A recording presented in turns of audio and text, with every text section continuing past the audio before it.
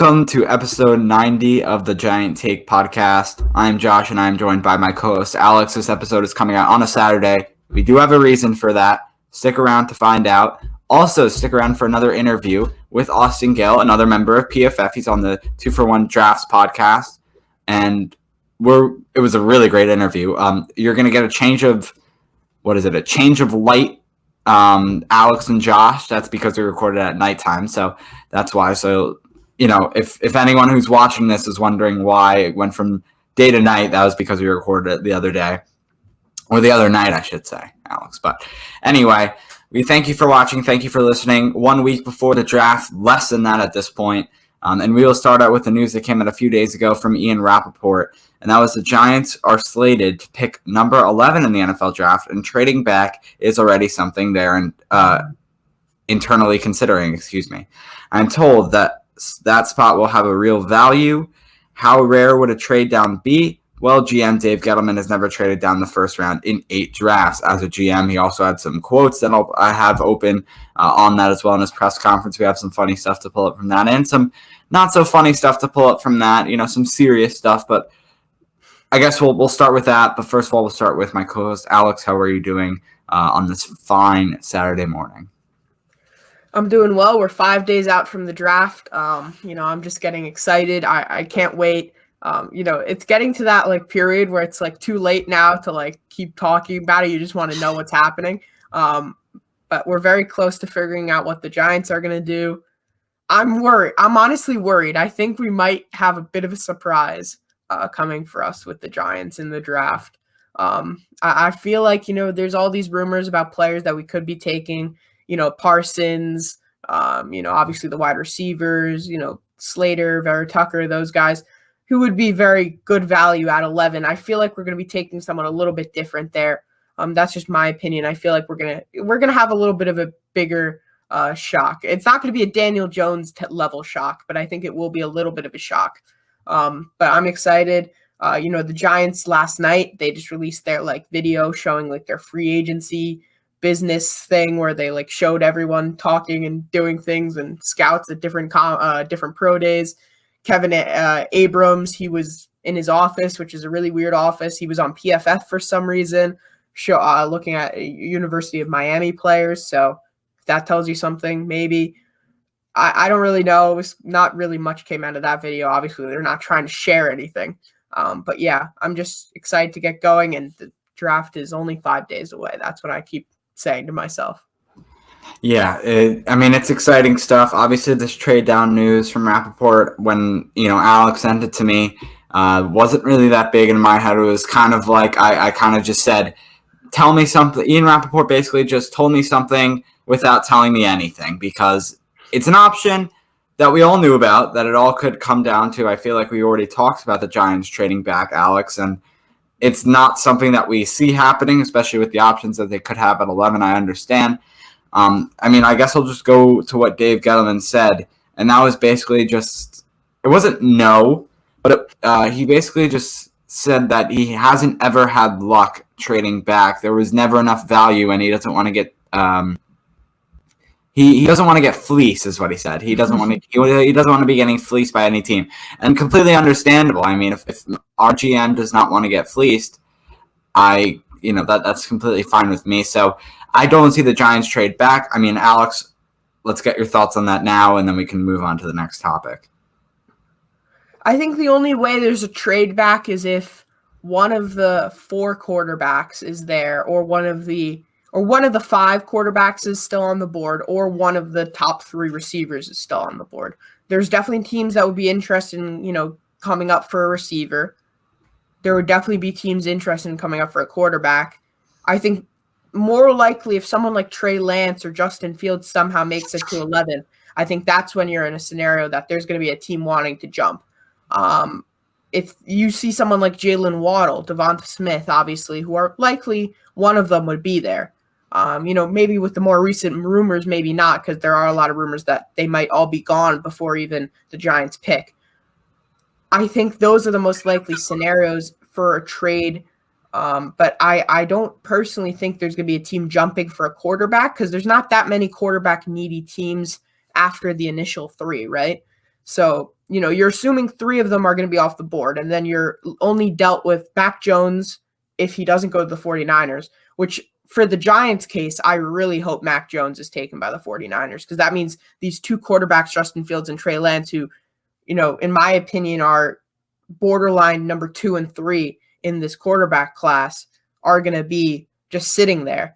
And obviously Denver would probably take one, considering, they're going to be right there, waiting in line. They might trade up. I'm less convinced that they're going to trade up with the Falcons. I feel like the Falcons is a little bit of an awkward place to trade up, because I feel like it's almost too early. You'd have to give up too much draft capital for kind of what reason.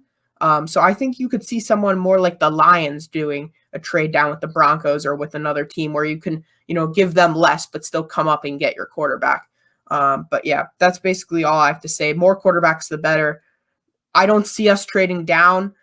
I think we're just going to stay where we are. And if one of those big players is there, we'll take them. And if not, we'll try to find a trade, but I don't think we'll find one. And then in that case, I think we're just going to be taking our edge rusher at 11.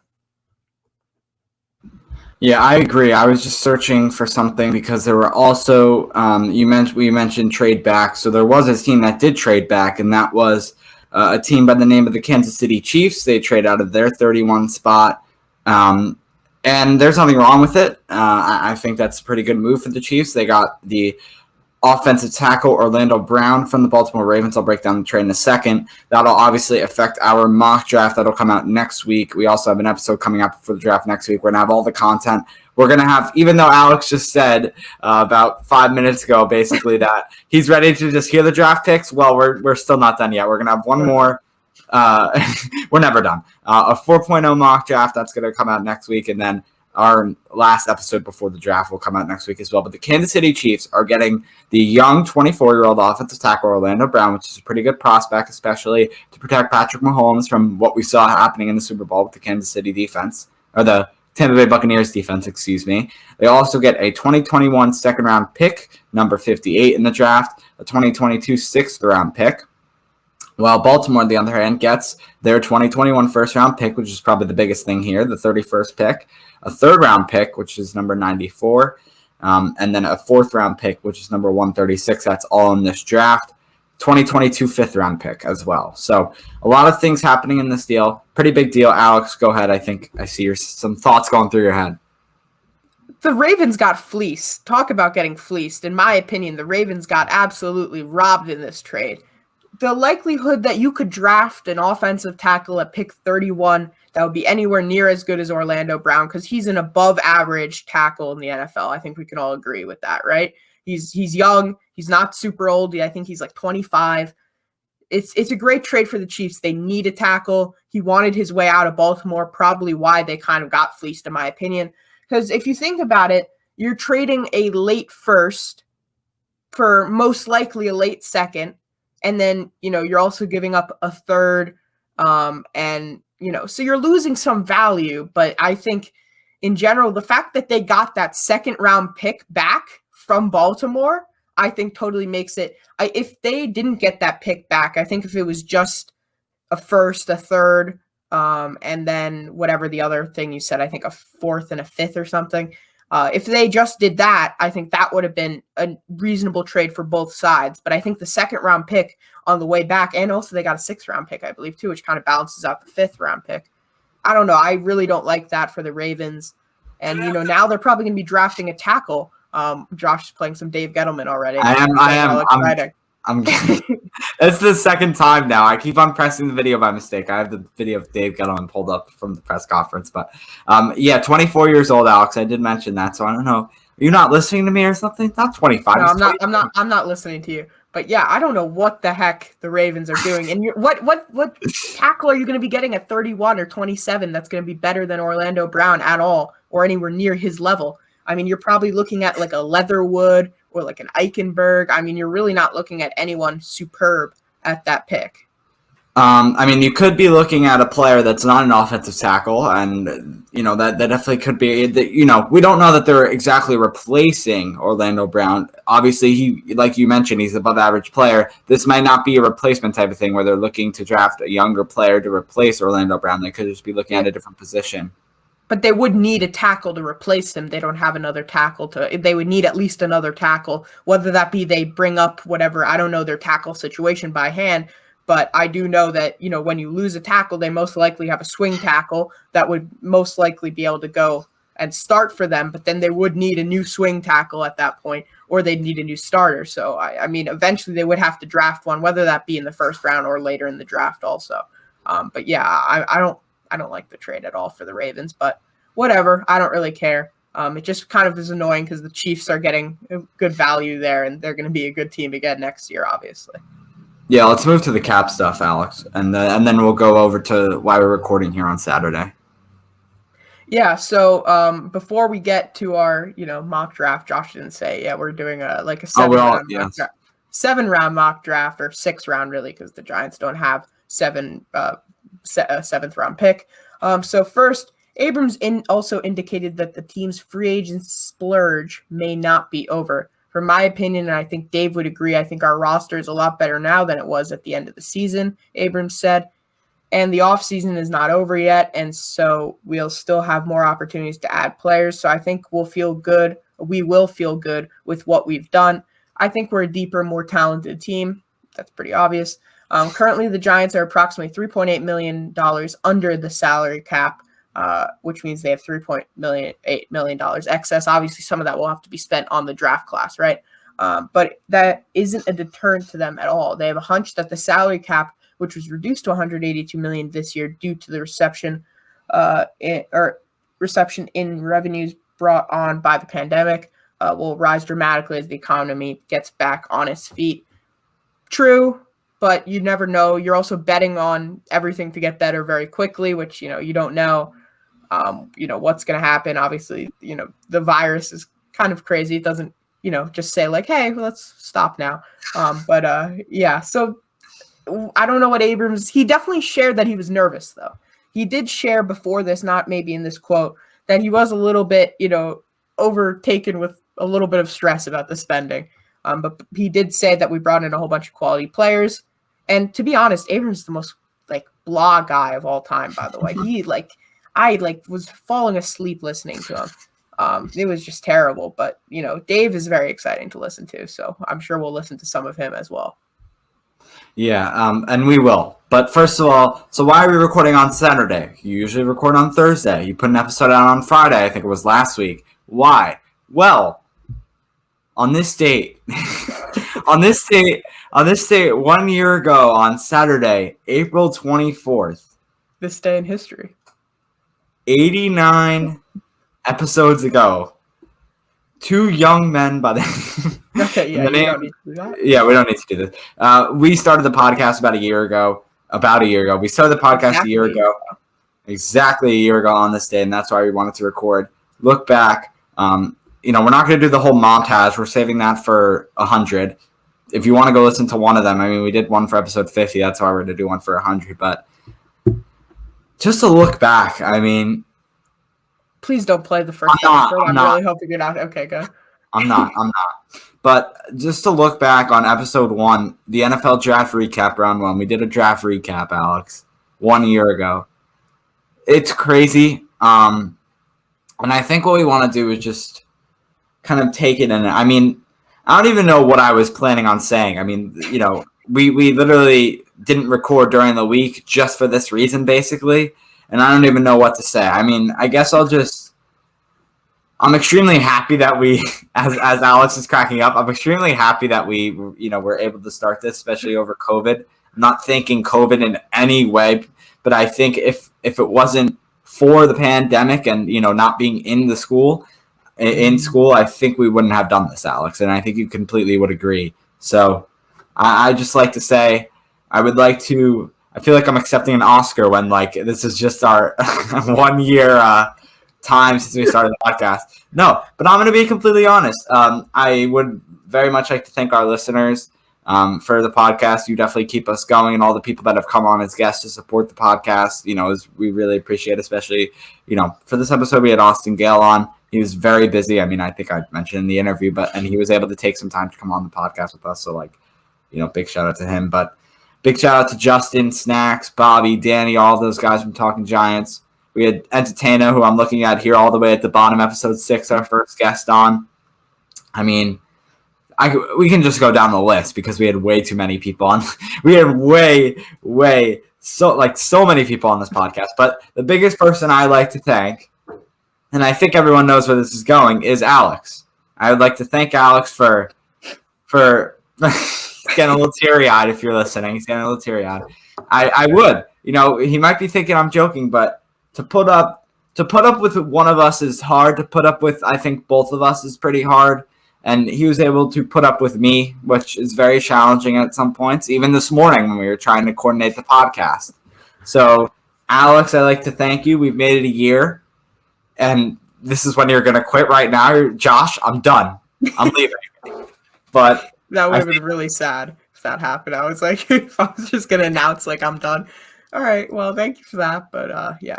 But that's not happening. Just clearing that up. That's not happening. Yeah, so I'll end my little spiel here, and then, Alex, you can do whatever the heck you want to do about this. But, yeah, I do. I really like to thank you, Alex. I feel like I've never addressed it publicly on the podcast, but you've been able to stick with this. You've been able to stick with me.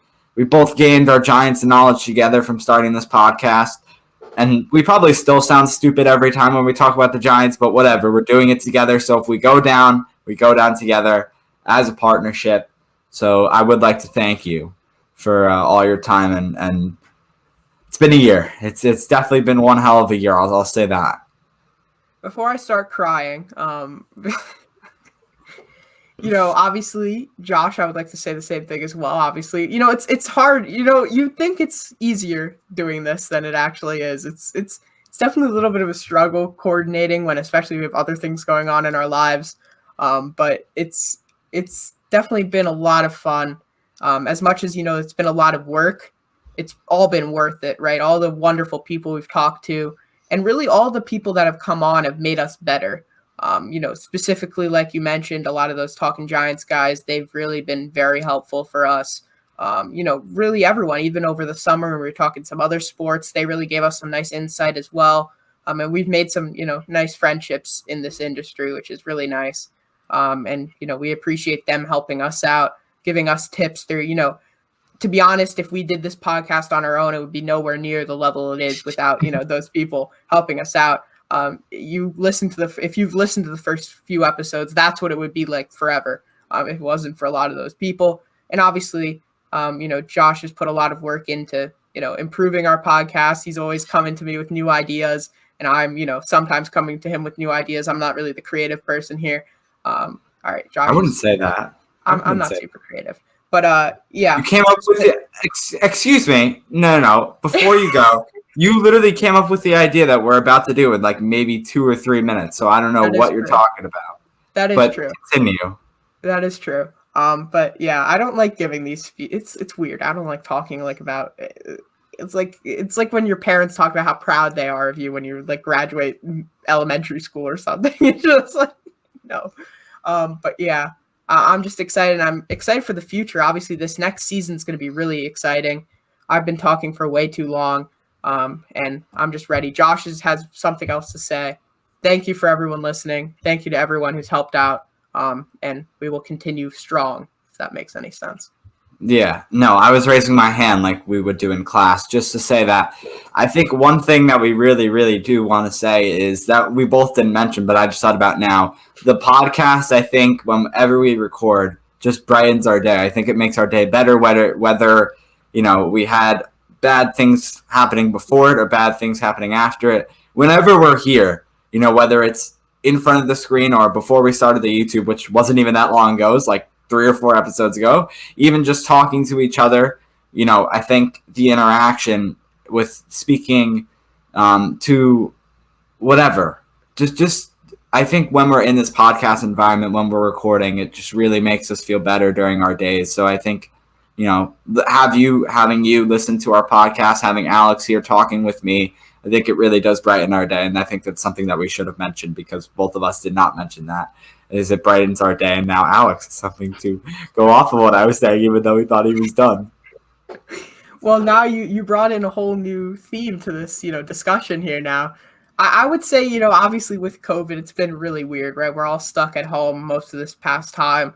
Obviously, looks like the bright corner is ahead very soon, so that's good. But it's definitely difficult. Obviously, us being high school students, not always the easiest being that. And this podcast definitely is like an outlet of getting out of the stress of everything, especially during this time.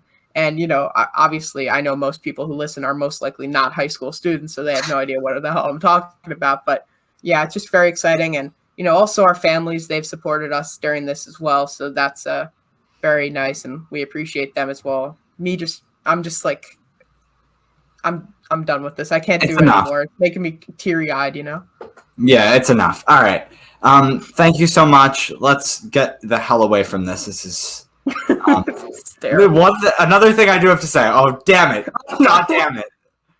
Thank God, actually, Alex, for you and the guests, because if it wasn't for that, like you were saying, we wouldn't have been different. And I would have been saying that stupid intro at the beginning of every episode. Stupid. Can I do a reenactment or no? No, you can't. Okay. That's gonna ruin the moment. Just okay. Thank you to you. That was you, really. That was a painful time period.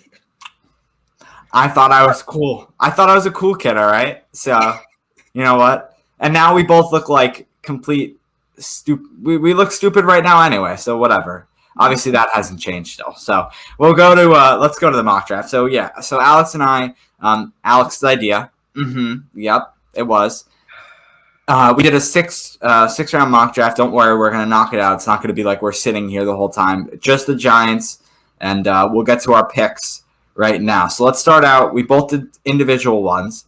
Both had the same pick of number 11, going Micah Parsons, linebacker out of Penn State. Alex, you mind if I go first? Yes, you can talk about Micah Parsons since we both have him. I'll just let you talk about him, and then I'll go to my second round pick, and then we could, go from there, where I believe we have different picks anyway most of the time. Yeah, so Micah Parsons, 6'3", 246 pounds, out of Penn State, like I already said. Parsons led the team in tackles, and yes, I'm looking down because I'm looking at all this. I cannot memorize this in my head. Parsons did lead the team in tackles with 109, 14 for loss with 5 sacks, 5 pass breakups, and is tied for fourth in the FBS with 4 forced fumbles as a sophomore. Garnering first-team Associated Press All-American honors for his play in 13 games, 12 starts. He was named a first-team All-Big Ten selection as well, and the conference's linebacker of the year. Parsons decided to opt out of the 2020 season, citing COVID concerns as the reason for his opt-out.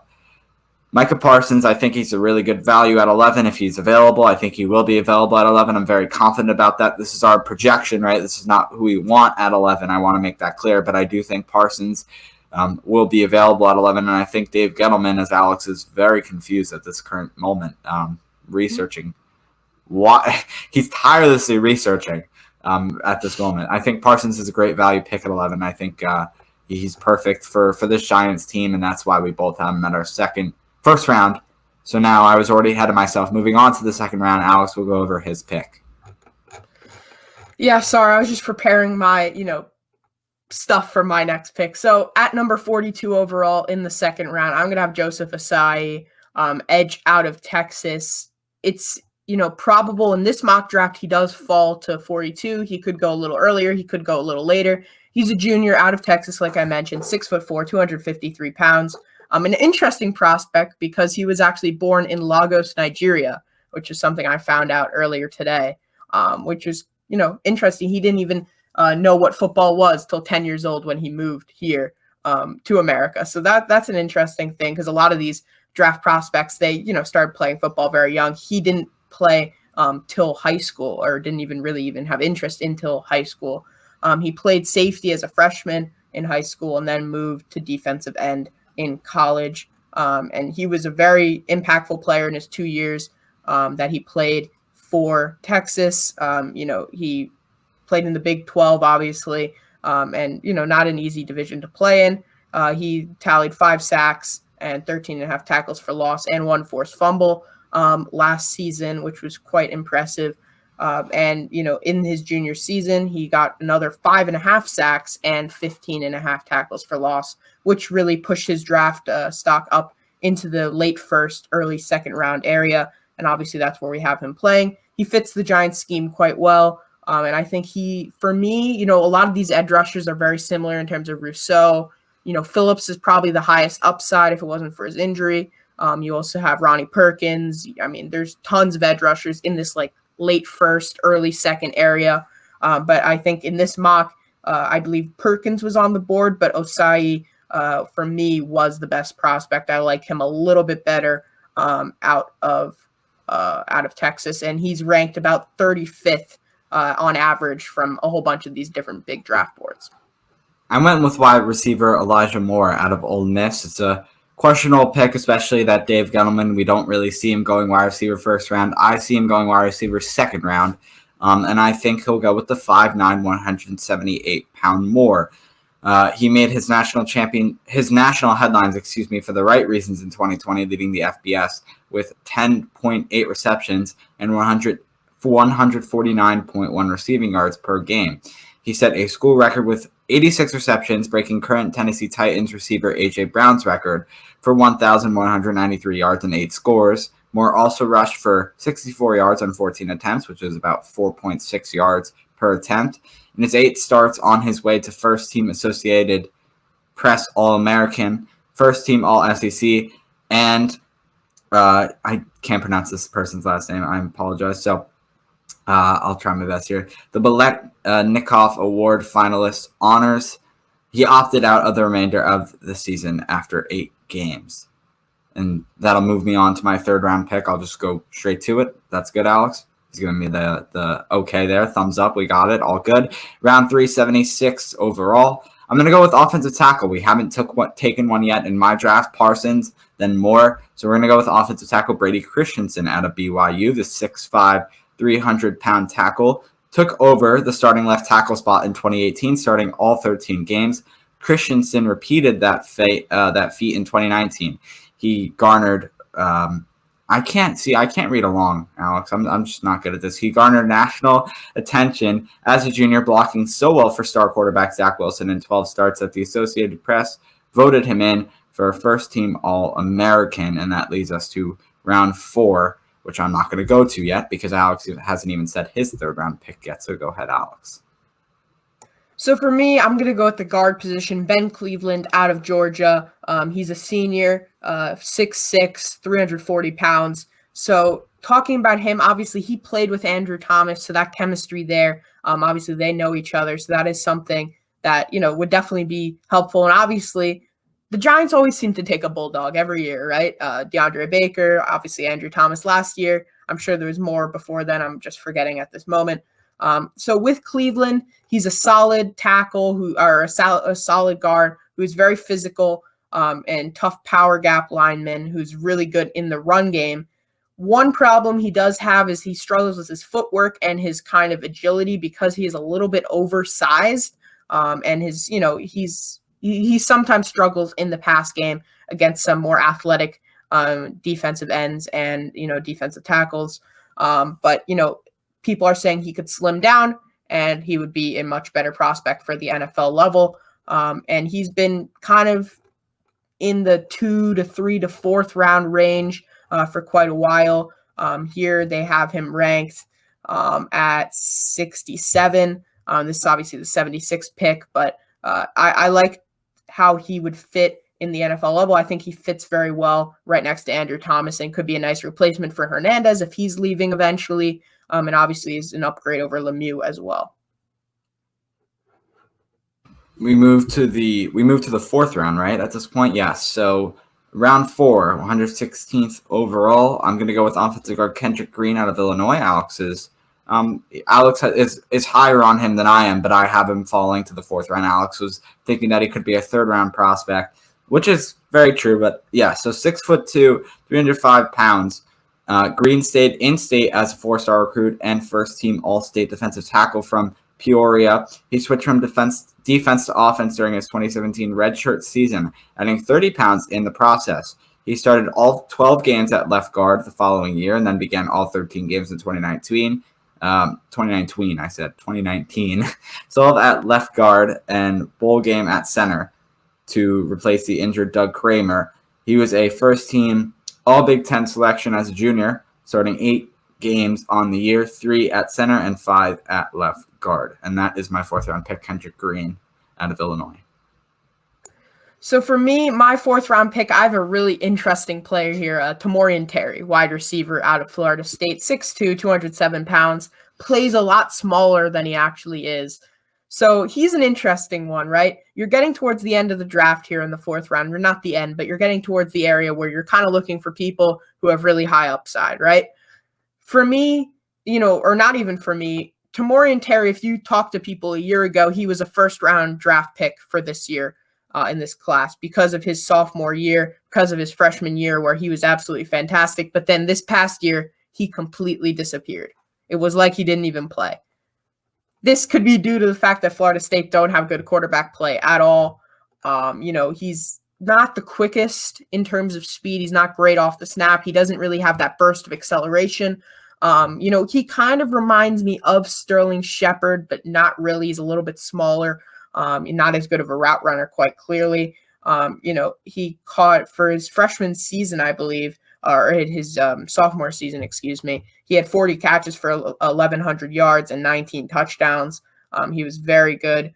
And then he had 70 plus yard touchdowns against Boston College and North Carolina State. So he played very well, but then he had knee surgery during his offseason in his sophomore year, and then he just kind of wasn't back really well for this past season.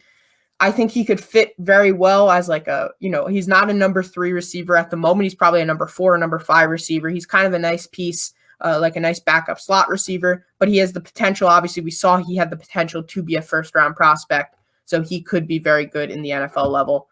So I like him a lot. He's definitely a risky one for the 4th round, but I don't mind the idea of taking him. I'll go to the next one again. Actually, Josh and I have the same person here. We have David Moore, guard out of Grambling State. So he is 6'1", 320 pounds. So I'll read Josh's description here. Actually, he played in 9 games as a reserve his freshman season with the Tigers, then earned starts at right guard in 10 appearances in 2019. He started 10 games at left guard as a junior, where he, got attention from NFL scouts. He decided to move on to the next level after Grambling's 2020 season was postponed until the spring and accepted an invitation to the Senior Bowl, which here I have. He played, reasonably well. Didn't really, change his draft stock much. But I think in terms of his fits, it was actually interesting because this PFF and stuff has his fits, best team fits, and the Giants are among one of those fits. So a nice player there. And I really like David Moore as a late round guy who could maybe do well as, a very nice backup. I had Moore as a steal, actually, Alex. I had him at our 2nd round 6 pick at 201. You had him at your first 6th round pick at 196. So I stole him a few picks earlier. Not really that big of a deal. But yeah, so you took that one. So I'll just do my first one in the round 6, 196, which is Ed Shakatoni. I hope I'm pronouncing that name correctly, out of Penn State. 6'2", 242 pounds. He posted 23 stops, 7.5 tackles for loss with 5 sacks, 1 forced fumble, and 2 pass breakups during the season. Tony stepped in to the starting lineup for all 13 games in 2019, garnering 2nd team All Big Ten accolades. 41 tackles, 8 for loss with 6.5 sacks. He led Penn State with 5 sacks in 9 games in his senior season.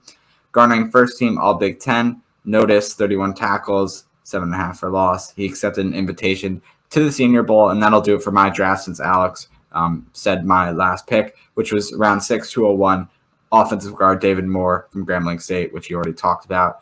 Go ahead, Alex, do your last one, and we can wrap this up with Dave Gettleman. So I have Randre Stevenson, running back out of Oklahoma. So he's an interesting one, 5'11", 5'11 and a half, I guess, here, 231 pounds. He's a tank. He's kind of a Brandon Jacobs-like player. Obviously, I don't think he's as good as him. He's a junior college transfer who came to Oklahoma. He runs downhill between the tackles. He's big and strong, picks up the tough yards. And he's also a good blocker, runs north and south, and he can even do some receiving work out of the backfield. He wasn't really ranked in high school. He didn't come out. He was unranked running back prospect in high school. He came in came to Oklahoma eventually and did quite well. He logged 2,000 yards, 16 touchdowns on 222 carries, averaging almost 10 yards per carry in 2018, and scoring a touchdown every 14 carries. Gave him quite a draft boost. And, from there, he's been talked about 6th round-ish is where he's mostly been seen. Some have seen him a little bit earlier in the 5th. Some have seen him in the 7th. Once you're in this area, it's hard to tell where players are going to go. But I kind of like him as this 3rd running back. Obviously, in case something happens to Saquon, in case something happens to Devontae Booker, I think this is a good pickup there for the Giants. And that would conclude both of our mock drafts. And now we'll get right into Dave Gettleman and his comedy show at the press conference, I guess. Our friend Justin Pennick was able to make a very wonderful edit of the funny moments, or the wonderful moments, let's just say, from the Dave Gettleman press conference that happened a few days ago. We will play that now. And then, Alex, I think we really have nothing else. I mean, subscribe to the YouTube, drop a like on this video, subscribe to our other podcast, Talking Blues Pod, follow us on Instagram and Facebook by the name The Giant Take, and we'll, I guess, take this to our interview, basically, with Austin. I can't think of his name for a second. Austin Gayle. Austin Gayle. We'll take it to our interview with Austin Gayle. It's been a long morning. It's been a very long morning, Austin Gayle. Very much apologize for that. Let's go. Dave Gettleman will take us to our interview with Austin Gayle. Good afternoon. It's I won't try to delay your lunchtime too much. So let the games begin. This year obviously was different because you're touching each other. You're in the same spot, and it's really helpful. And the best part. So I've been doing two guys a night, and like tomorrow I'll do 6 guys in the afternoon. It's hard, and there were a few of those opt-out guys that showed up and looking like me. So it's that wasn't. How many of these pro days were you able to have an in-person interview with a guy? Were some schools able to relax some of that? Were you able to actually talk face to face to guys at different schools? Dave, are you trading up or trading back? I'm going to involve you in the trade.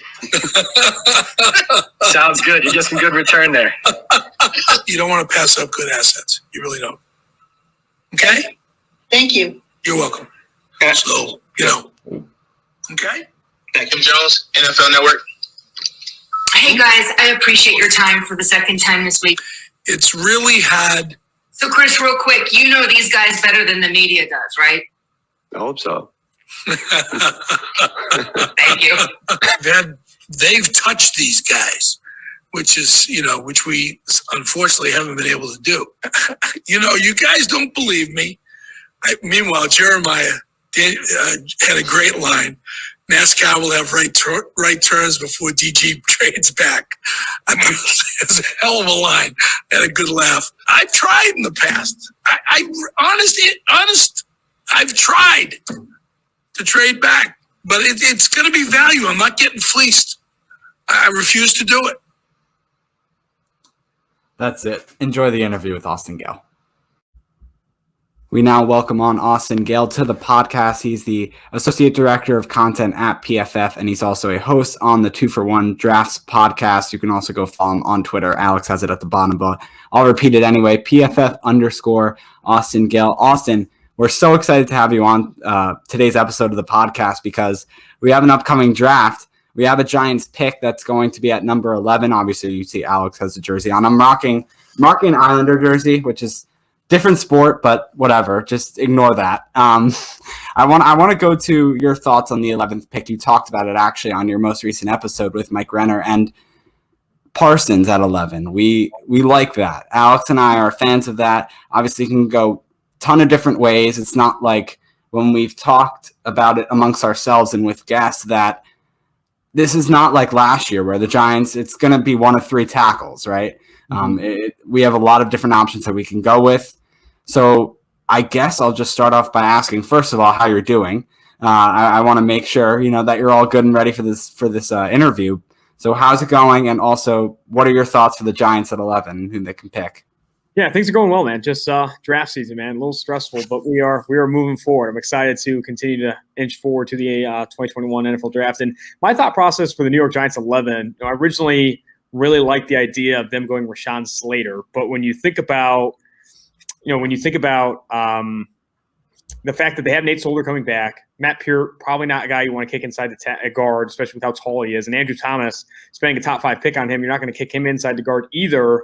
I mean, you're in a position where if you do draft Rashawn Slater of Northwestern at 11, to get him on the football field, you might have to kick him into guard. And I almost think for his development, you probably want to start him at tackle, considering that he's one of the blue chip offensive tackle prospects in this class. So I almost want to lean away from Rashawn Slater and start to look at either of the Bama receivers. I really like Jalen Waddle as an option at 11. I also like Devontae Smith as an option at 11. I'd probably lean Smith over Waddle, but it's close. You're splitting hairs. Honestly, I think you're splitting hairs between those two prospects. Right now, I think they're ranked 7th and 8th on PFF's draft board. And then some other candidates, I think Micah Parsons is obviously an option. I think you could go after Micah Parsons. I'm not sure how far he'll slide down draft boards. There's a chance he goes as high as 7 to Detroit. I think Denver will consider it at 9. It'll be interesting to see, where Micah Parsons ends up. But I think Micah Parsons is an option as well. I think if I had to pick right now, gun to my head, who they should go with, considering who will be available, I think Devontae Smith would be my pick at 11. Yeah, so I was thinking about this. I mean, we've been doing our mock draft, stuff like that, and going through who we think will be at 11, who we would take at 11. So Dave Gettleman and the scouting manager for the Giants, they had a press conference today. I'm not sure if you heard about it, where they kind of talked about it. And, they talked about linebackers heavily. They talked about edge rushers heavily. And that's definitely something they're interested in. When they were asked about Smith and Waddle and, the wide receiver options, they didn't rule it out, but they seemed a little bit more hesitant. So really based on what I heard, I think, the Giants are most likely going to go edge rusher, whether or not it's going to be through a trade down, which would be ideal because none of these edge rushers are really, worth it at pick 11, at least to us. What are your thoughts on the edge rusher position? Because it's kind of a weird one. In the past couple of drafts, we had that top guy, Chase Young, Bosa. So what do you see in this edge class? Because obviously it's a little bit different. First I'll say I'm not surprised. I would not be surprised in the slightest if the New York Giants do opt for an edge defender in this class, because I think they are, interested parties in that kind of traditional school of thought that in the first round, you go after quarterbacks and you go after big men. You go after offensive linemen and defensive linemen. Talking to Bucky Brooks on the podcast a few weeks ago, he brings up that hey, these are the positions we covet in the early rounds: defensive tackle, edge, offensive tackle, and QBs. That's what we want to get. We want to go get the big guys, because you don't find legitimate starters at tackle and edge on day 2 and day 3. You just don't. I mean, it's because, these rare athletes at those positions don't fall to day 2. When you're a rare athlete, when you're a 98th, 99th percentile athlete at one of those positions, you're going to go high in the draft. I do think that I'm not surprised. Again, that's why I'm not surprised that they could go into that. If I had to pick one at 11, I think Kwity Paye would be the option. But the problem is, and I think Mike Renner has said this before too, you just don't want to be the first team to take an edge in this class, because there's a very good chance that the 5th edge taken ends up being the most productive, because so many of these guys have to get better in the NFL. Kwity Paye has to get better in the NFL. Azeez Ojulari has to get better in the NFL. Jason Oweh is still a project. Jalen Phillips only has 1 year of legitimate production. Gregory Rousseau only played 1 season, redshirt freshman season at Miami, and still doesn't really have a true position. Is he going to play edge? Some people think he can play inside. Does he have that gap versatility? So I think it's a very interesting edge class. Taking one at 11, you're betting on what you're doing, regardless of who you select, is you're betting on your coaching staff to be able to develop this player. Can they develop a Kwity Paye, a Jason Oweh, Azeez Ojulari into a productive pass rusher early on? I'll say right now, none of those guys are going to be as good as Chase Young in year 1. None of them. I don't think any of them will be as good as Chase Young in year 1. So if you're banking on that player starting and being a legitimate impact player for you in year 1, I just don't think they will be. But it's not a 1 year. It's not a 1 year decision. This is a 2, 3, 4 year decision. You're drafting for the future. You're drafting to build up the roster. So I think edge, I wouldn't be surprised if they take it there. I would choose Devontae Smith and Jalen Waddle over any edge in this class. I'd also lean Rashawn Slater over any edge in this class, and I'd lean Micah Parsons over it. I mean, arguably, Micah Parsons, you play him at edge, is probably the most productive edge rusher in this class. That's how good Micah Parsons is. So I'd be scratching my head. I will say this: if they take one and those guys are still on the board, I mean, you're looking at a team like Philly at 12. It's going to get a really good player to fall to them. It's a really smart decision for them to trade down from 6. So it's really interesting to see what the Giants will do at 11. And you mentioned two players that they've been linked with in Kwity Paye and Azeez Ojulari. Those are two players that we've seen Giant scouts talk about a lot. Obviously, Joe Judge was at the Miami Pro Day to scout Gregory Rousseau and Jalen Phillips, so that was a lot of a rumor as well. I want to go back to something you mentioned a little bit earlier, that Devontae Smith would be your pick at 11. That's the player you would be leading to between Jalen Waddle. You did a mock draft about a month ago now, and you're sticking with your gut. You had Devontae Smith going 11 at the Giants in that mock draft about a month ago. You still have him going there now. The most recent article you also did number 4 when you did yards after catch, the best receivers yards after catch. You had Smith at number 4. That is something that it's not that big of a deal for me specifically, but obviously we had Rondell Moore, who's been falling in later first round, mocks. So, just a little bit about that. And I do like, though, that you are sticking with your gut and you're not completely changing it up from where you were a month ago to where you are now. You're sticking that Smith is your guy. Yeah. I think Devontae Smith, a lot has been made up of his weight, weighing in at 166. You're betting on him being an outlier from a productivity standpoint compared to other receivers in this class. But, other receivers in previous history. But it's a different game now. You're starting 3 wide receivers more than you're starting, 2 tight ends and bigger guys. You are looking for speed. You're looking for athleticism, burst, explosiveness. And that Devontae Smith isn't Tyreek Hill, but he's still a very productive receiver that, yes, is slight of frame, but it just did not show up. You did not for a second, were you like, man, Devontae Smith's small this past season, or even in 2019. Over the past 2 years, no receiver averaged more yards per route run against press coverage than Devontae Smith. No receiver averaged more yards per out run on the outside than Devontae Smith. He can get it done where you think weight will show up, and that's because the dude is a legitimate technician as at and away from the line of scrimmage, at his route breaks and at the line of scrimmage, and also really good ball skills. Very few drops on his tape, very good in contested catch situations, tracks the ball very well. The only issue I have with Devontae Smith in the narrative right now is that there are some analysts that say, his frame, you can add weight in the NFL. He's been there for 4 years, man. Devontae Smith has been in Alabama's program for 4 years, showed up at 160, probably 155, and has not been able to add weight. If you're not going to add it in Alabama, in Tuscaloosa, where they churn out legitimate dogs every single year, I would second guess the idea that he's going to get that much bigger in the NFL. You're getting what you're getting. He's going to be in that 165 to 175 range in the NFL. You're getting what you're getting. And I do think that he has a very good chance of being the most productive slight frame receiver we really see in the NFL. So just kind of how you mentioned right before about how many teams are playing with 3 wide receivers. And, if you look in our division, obviously the Cowboys, they have Cooper, Gallup, and obviously now CeeDee Lamb from last year's draft. And obviously also, the Eagles, they don't have receiving core. We're not going to talk about them, but and then in Washington they have Curtis Samuel and obviously Terry McLaurin as well. So there's definitely some really solid receivers in this, in our division. So I've been really thinking about cornerback in the first round. And when you look at the quarterbacks, or at least early in the draft, first, second, third, because obviously, we signed Adoree Jackson. There are some injury concerns with him, coming off the injury from last season. Do you think a cornerback's a viable option? Because, if Surtain's on the board, if J.C. Horn, who would most likely be on the board at number 11, do you see any chance the Giants would take them, or what you think, of these cornerbacks in this class? I love Patrick Surtain. I love J.C. Horn. I would take them as top 12 picks in this class. I think they start to come off the board at 10. I think Dallas is locking into a corner at 10, whether that's Surtain or J.C. Horn. I don't think it's going to be Caleb Farley ultimately with the back surgery. I think he's had 2 back surgeries now over the past 2 years. But the problem is that, something I always talk about is as good as a player is, and I always say best player available, especially at high positions, positions of high value. Something Mike brings up that I think is a very sage point is that you have to have a path to the football field. You have to have in some way, shape, or form this rookie getting on the field. Because if Adoree Jackson and James Bradbury play as expected, you're working one of those guys in the slot. Again, a lot of it is development. People talk about why do players bust? Why do players not pan out? Why do players not meet expectations? How soon is this player getting reps with the ones? How soon is this player practicing on the outside and going against different prospects on the outside? If you draft J.C. Horn or Patrick Surtain and ask them to play the slot out of the gate, not only are you hindering their development to play on the outside, but what about Darnay Holmes, the guy that you drafted, played in the slot a lot last year? You obviously have Julian Love. You're starting to kick down this development. I think it's another conversation when you bring up the Las Vegas Raiders. A lot of people are mocking cornerback to the Raiders. It's okay. You drafted Damon Arnett at 19 and Trayvon Mullen, I think, in the 40s 2 years ago. Are you going to push their development down the road, admit that those players aren't going to develop, and bust them? They didn't bust. You're busting them.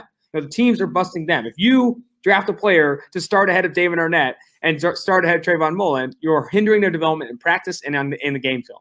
That, I think, is a decision that you're not going to necessarily hinder you're not going to hinder the development of Bradbury or Dory, but you're just not going to put that player in a position to see the field out of the gate. And when you're drafting inside the top 15, inside the top 20, I do think you want players that have a path to the football field out of the gate, not always filling needs necessarily, but can at least see the field. Like Rashawn Slater would be filling a need at guard, but not necessarily tackle with Solder, Pert, and obviously Andrew Thomas. But drafting Slater, his path to the field is guard because you're going to want him on the football field again. Do you want to develop him at tackle or do you want to develop him at guard? I think that conversation has to come up. Something I've liked when looking at what the Giants could do in the first 2 rounds, and I've kind of looked at it a little bit more, as we've gotten closer and we've heard that the Giants are looking more towards linebackers. I have them taking Micah Parsons at 11, going with a receiver in the second round at pick 42. Out of the 3 that I like talking about that could fall there, both Moores, Elijah Moore and Rondell Moore, and Terrace Marshall Jr. out of LSU. Do you see any one of those receivers? Do you see 2 of those receivers, 3 of them maybe? That would be a big if. But, do you see any of them falling to that 42 spot? Maybe I do. I ultimately, for the same reasons that Gettleman might not take a receiver at 11, even if Devontae Smith and Jalen Waddle's there are other teams that have a similar approach in the first round, that they just don't value wide receivers and some of these small frame guys early. And I think for that reason, you could see Elijah Moore fall to day 2. You could see, I think Terrace Marshall ultimately goes day 1. He's one of the few big receivers in this class, legitimate talent, 33-inch arms, tall, I think he's 6'2". There's going to be a team at the back end. I think the Ravens are a really good fit for Terrace Marshall at the back end of the first round. But Rondell Moore likely falls to day 2, maybe even day 3, considering, obviously some people have more concerns with his height than others. But then Elijah Moore could fall to day 2. If I had to pick one of those guys on day 2 that I like the most, I think it would be Elijah Moore. I think he's my favorite after Rashad Bateman and then obviously the big 3. I think Elijah Moore is my favorite receiver because I also think that, and Mike said this today, I think Elijah Moore can play on the outside. I know he's a smaller frame receiver, but he's got the quicks, he's got the athleticism to play on the outside. The only reason you haven't seen it, he only played, I think in his career, he has less than 100 snaps on the outside of any top receiver in this class. The reason you haven't seen it is Lane Kiffin wanted to give him the ball. I mean, Amari Cooper played a ton in the slot at Alabama too, and that's because Lane Kiffin wanted him in the slot in those high leverage situations, getting free releases, getting the football. So Elijah Moore contended for most receiving yards in the country this year because of how Lane Kiffin played him, not necessarily because he can't play on the outside. So we've been talking about the Giants definitely need a guard, right? If you're looking at natural guards in this class, it really doesn't start till the second round. Obviously, you're not going to take one of these guys, most likely, at least in the first round. Maybe Wyatt Davis if there's a really desperate team. But one player I really liked when I've been looking at him is Kendrick Green out of Illinois, the guard. You guys have him ranked here 68th overall, 6th among guards, or number 2 among guards, actually, after Wyatt Davis. Do you have any thoughts on him or Wyatt Davis, obviously, who's also been popular? Surprisingly, he doesn't have a really great PFF grade that you guys given him, only a 66.5. Obviously not bad, but Green has an 88. What are your thoughts on those 2 guys? You said Kendrick Green is the other guard? Yeah, Kendrick Green. Yeah, I think for Wyatt Davis this past season, I think you have to factor in that obviously COVID, all the Big Ten players, man. COVID impacted Big Ten and Pac-12 really badly in that they didn't have a season, then they did, and then they didn't, and then they had one again, and then coming back. And also Wyatt Davis battled some injuries. A lot of context comes with that grade. I think that's a big part of it. I think Wyatt Davis, I love him as a day 2 guard. I think he can come in and play guard very early. Kendrick Green, I think he's a little bit more scheme. He's less scheme versatile than maybe Wyatt Davis. I think you're going to want Kendrick Green in a gap scheme where he's running more power, more pulls, and that type of stuff because he's very explosive and just raw. Like he was recruited to Illinois to play defensive tackle. You know what I mean? Like it's not Kendrick Green's going to take some time. I do think he's a crazy athlete, crazy explosiveness, and you see that on tape. But to ask him to start out of the gate, maybe you see some concerns in pass protection. His footwork could improve, especially if he goes to his own scheme. I'm interested to see where Kendrick Green ultimately goes. But the thing, and I talk about positional value a lot on the 2-for-1 Drafts podcast, is that you can get starters at guard on day 2. because there aren't, the best guards aren't all going to go in the first round. The probably only guard that's going to go in the first round is Elijah Vera-Tucker of USC. After that, Wyatt Davis, Kendrick Green, who probably plays center in the NFL. He told me that a lot of teams see him as a center. Creed Humphrey of Oklahoma, I think, could play guard or center. You could get starting caliber interior offensive linemen, in picks 40 to 60, more than you can in the early rounds for tackle and stuff like that. Sticking to the offensive line, another player that I like that could be available in the second round, and that's Walker Little out of Stanford, the junior. The only thing with him is, and I want to get your take on this, we haven't seen him play since 2019. Is that like a big factor? Obviously, I'm sure it is for most NFL teams. On PFF, I do like how you guys mentioned that. That's potential that we just haven't seen yet, and he could show that right when he gets into the NFL. So just some thoughts on Walker Little that you might have.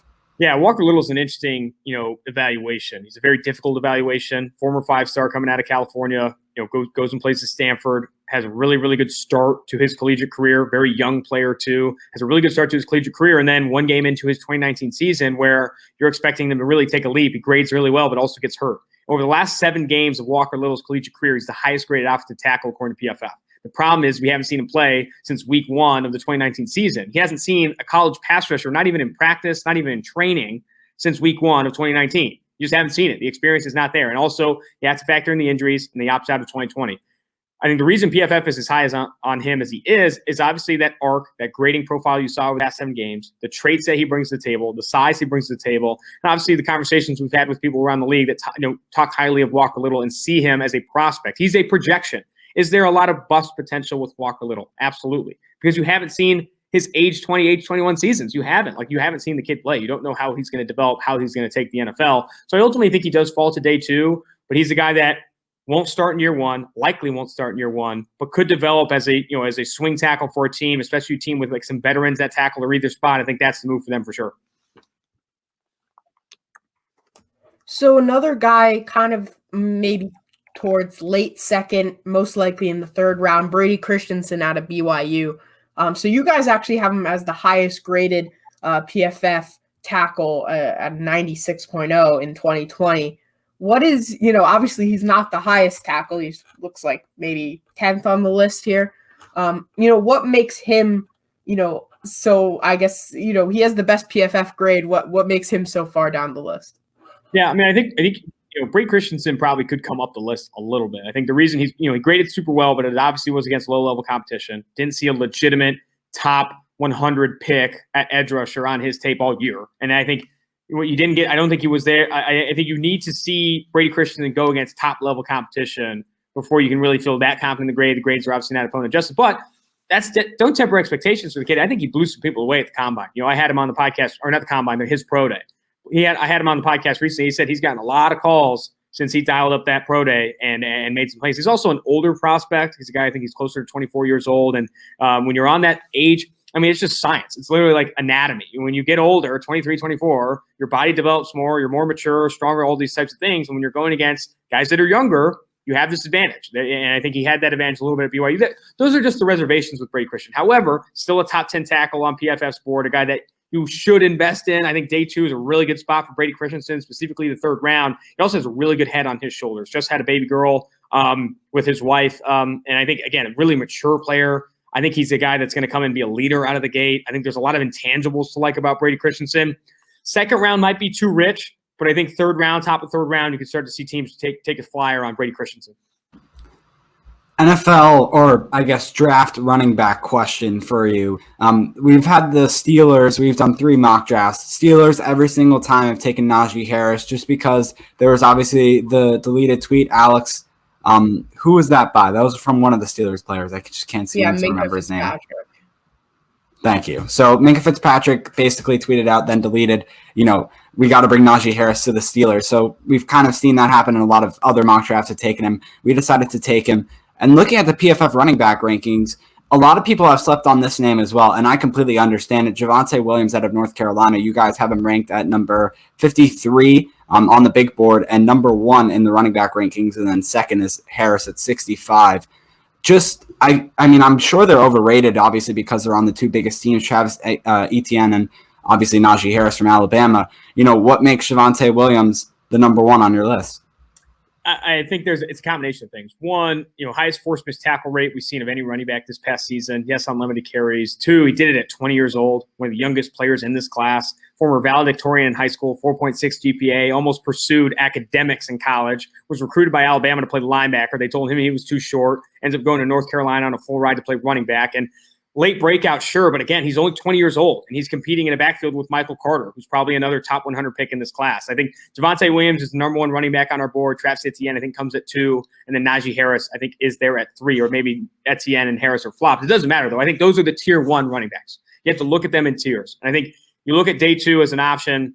Late second round, top of third round is where PFF would value those players. Of course, taking in positional value into account, not taking running backs in your first 50, first 65 picks is where PFF is going to lean. However, I like those running backs, all 3 of those running backs. I think you could see Najee Harris, I think, is where the league is trending. I think the Pittsburgh Steelers could swing the bat on 24, Buffalo at 30. There's some people that have said maybe the Jags take him at 25 and to use him to supplant James Robinson despite getting a starting caliber back as a UDFA. It'll be interesting to see. I think one running back ultimately goes in the first round if I had to bet.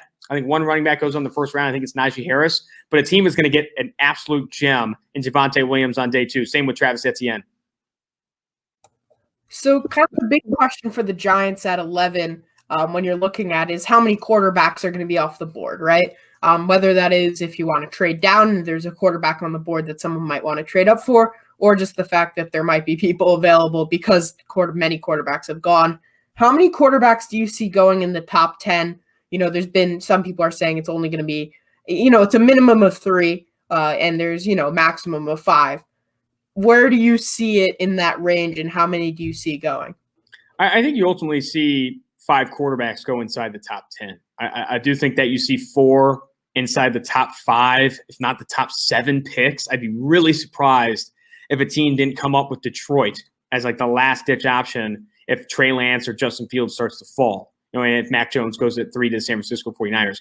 Where I see 5 quarterbacks falling or a 5th quarterback not getting taken inside the top 10 is if Mac Jones ends up being that QB5 that starts to fall. Then I think you start to see him fall a little bit further. Teams reluctant to trade up for Mac Jones and more happy with letting them land in their lap. Similar, they're not the same player at all, very different players. But if you recall, Dwayne Haskins was not a quarterback that a team traded up for. They felt comfortable in him as a first-round pick. Washington takes him, I think, at 10, or maybe it might have been a little bit later. But you didn't trade up for him. You let him fall to you. I think Mac Jones could be viewed similarly, and I hate to make that comparison. They're not the same players. Dwayne Haskins was terribly inaccurate coming out. Mac Jones is a different player. But I think from a ranking standpoint, I think teams will be more confident maybe letting Mac Jones fall to them, while as Justin Fields, Trey Lance, those 2 quarterbacks right after Zach Wilson and Trevor Lawrence, are guys that will either be picked at 3 or traded up for. Atlanta, obviously a trade-up spot. Cincinnati's a trade-up spot. Miami could look to trade back down if the offer is good enough. And then Detroit at 7 is that other spot where, like, hey, they're committing to the tank, I think. I don't think Detroit's looking to make any power moves anytime soon. So I think there's an opportunity to trade down in all 3 of those spots. So, with your quarterback rankings, your kind of follow-up about the quarterbacks. So you guys have Trevor Lawrence, number 1. I think that's, undisputed. Zach Wilson, number 2. So I personally find Justin Fields to be the quarterback number 2 in this class, at least personally. I think Zach Wilson is not – I think there's more potential. Maybe Zach Wilson's a better quarterback at the moment. I feel like Justin Fields, he played for a bigger school. He went up against the biggest competition in college. I feel like he's better prepared to be an NFL quarterback than Zach Wilson. What are your thoughts on that? I don't know why, but for some reason, I actually am not a big Zach Wilson fan. No, I think you're splitting hairs. I wouldn't say I'm not a Zach Wilson fan. I still consider him a top 3 player in this class. But the difference between – I think it hasn't been talked about enough because ever since, the Zach Wilson Pro Day in Provo, Utah, everyone and their mother knew the Jets were taking Zach Wilson number 2. You saw betting markets swing like minus 1,000 that the Jets were taking Zach Wilson at number 2. So now so few people are even interested in talking about Zach Wilson as a prospect because there isn't any reason. He's going to the Jets. I mean, it's kind of like Trevor Lawrence in a lot of ways. He's going to the Jags. So now all of this discussion goes around the QB3, and Justin Fields gets criticism. Mac Jones is talked about a ton as a guy that could go there. Trey Lance is talked about a ton. But with Zach Wilson, there are reasons to be concerned. I mean, young player, didn't go against top-level competition. 2020 was his only really good season, a one-year breakout for sure. And I mean, some people have concerns about his weight. Talking to Nate Tice of The Athletic and Bleacher Report, there's concerns about his weight.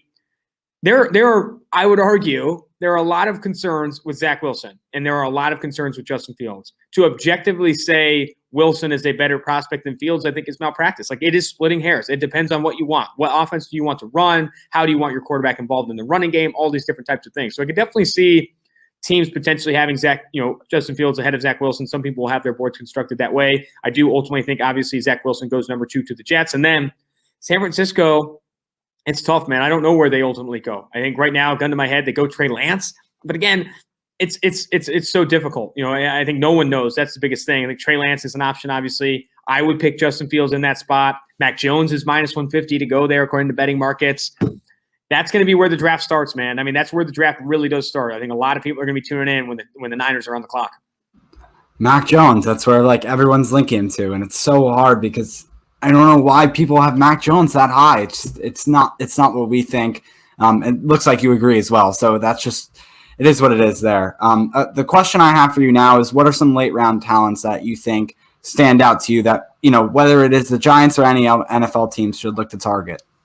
Yeah, when I think about the late rounds, I always look at positions of lower value that you can go find impact starters on day 2 and day 3. Guys like interior defensive line, rotational pieces along the interior defensive line, slot cornerbacks are devalued in this league, box safeties are an opportunity, linebackers somewhat of an opportunity, but interior defensive line, I know it's not a good defensive tackle class, but in terms of rotational pieces, really like Aleem McNeil of NC State, a guy that had offers to a ton of blue blood programs coming out, Alabama included, but decided to go to NC State to stay in Raleigh, North Carolina. He's a guy that played running back in high school, running back and linebacker.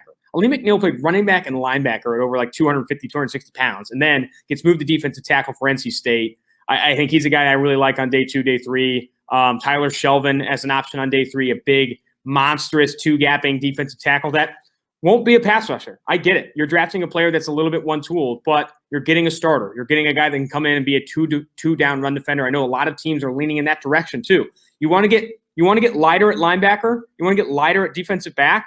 You're going to need to get heavier up front. That's why guys like Brandon Williams and Dalvin Tomlinson, these guys, that's why those guys get coveted. Because if you can have a guy that can legitimately 2-gap up front, it opens up gap opportunities for the back end on linebacker, and your linebacker doesn't have to be 250 pounds. You can go out there with a guy who's 220, 225 that can cover and those types of things. So I do think day 2, day 3, Aleem McNeil, Tyler Shelvin, Bobby Brown of Texas A&M, those are defensive tackles. Like, hey, let's Levi Muzurike of Washington. I know they're not going to be 800 snap players, but I'm drafting them in round 3, round 4 to be those rotational pieces that can offer juice along my defensive line. Keep a constant, fresh rotation. That's if I'm running the team. So for this final question here, let's say a year from now, after the end of this next season, who's going to be seen as the biggest steal, and who do you think is going to be seen as the biggest reach in terms of the play? Let's keep it to the first round. In terms of those players, who do you think will be the biggest steal, and who do you think will be the biggest reach? Interesting. I think biggest steal, if he is taken in the first round, maybe Christian Barmore. I think right now Christian Barmore is the 12th ranked player on PFF's board, but according to the consensus, is closer to the 20s. I think Athletics consensus board, I think Christian Barmore could be a steal, especially if he goes in between picks 25 and 32. I think he's a really talented defensive tackle. I think he could go in those picks, be one of the bigger steals. And then bigger reaches, I'm not going to say any of the quarterbacks. I don't think any of the quarterbacks are going to be considered reaches. I think, Mac Jones, maybe not my cup of tea, but I'm still taking him inside the top 15 because the position is just too valuable. The position is way too valuable. I think of a reach that comes to mind. Trying to think where players that PFF maybe is a little bit lower. I mean, Najee Harris. I think Najee Harris gets taken in the first round. He's a really good running back prospect. But I mean, from a positional value perspective, I just don't like it. I think that is a reach. You are reaching on a position that you can fill later rounds. And as good as Najee Harris is, as good as Josh Jacobs was, as good as Saquon Barkley was, as good as Todd Gurley was, and Melvin Gordon, all these guys that were drafted in the first round, I can get those types. I can get those starters elsewhere. I really can. I think I can get, look at Rashad Penny. I mean, you're rarely rewarded for getting running backs in the first round. And even when you do hit, you end up paying them these big money second contracts that's very difficult to keep on your cap. Look at the Dallas Cowboys in a position with Zeke Elliott. They had to battle to get Dak under that, cap figure and those types of things. So I do think that drafting running backs in the first round, you're incentivized to give them touches, incentivized to run on early downs. And if they do pan out, they do hit like a CMC or an Ezekiel Elliott, potentially Josh Jacobs, you end up having to pay him like $15 million a year. Like that's just a tough spot to be in my opinion. I definitely think Najee Harris could be a big reach in the first round. Austin, we thank you so much for joining us. And we know your schedule is extremely, extremely busy during this time. So we really appreciate you taking the time to speak with us. Please go follow Austin on Twitter at PFF_Austin Gayle and check the podcast out. 2-for-1 Drafts podcast is a great podcast with Mike Renner, also of PFF. So please go check it out. We'd really appreciate it. Follow us on Twitter at the Giant Take Podcast, or at the Giant Take Pod. Alex has it on the bottom and I still got it wrong. On Instagram at the Giant Take Podcast, and give us 5 stars on Apple Podcasts, as well as the 2-for-1 Drafts podcast. We all would really appreciate it. And we will see you next time for another Giant Take episode.